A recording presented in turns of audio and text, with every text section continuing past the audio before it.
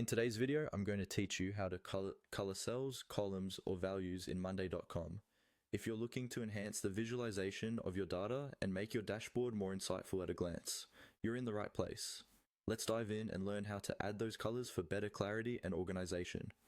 First, you'll want to start by navigating to the specific board on Monday.com that you want to work with. Opening the right board is crucial, as this is where we will apply the color coding. Once you're there, look around to ensure you're on the correct board, the one that contains the information you want to highlight and organize using color. Next, your attention should go toward the three dots you'll find on the right side of your screen. These three dots are your gateway to a range of additional options and functionalities that Monday.com offers.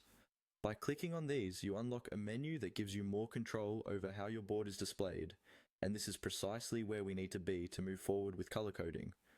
After you click on those three dots, look for an option that says Conditional Coloring. This feature is a powerful tool within Monday.com that allows you to set up conditions for coloring different elements on your board. Select this option and it will open up a new set of configurations right in front of you. At this point, the world of customization begins to unfold as you can dictate how certain values entire columns should look based on the conditions you set. Now that you've got the conditional coloring feature open, follow the on-screen prompts that appear. This step is vital. The prompts will guide you through setting specific rules. For instance, you might decide to highlight overdue tasks in red, or perhaps set sales targets that are met in green. Take your time here. Ensure that the rules you apply will give you the most insight possible at a glance. Once you've completed setting up your conditions, one of the final steps is making sure to solidify these changes. Look for the option that allows you to save as new view. By saving your setup as a new view, you've ensured that all of your hard work in color coding and configuring these new rules is not lost.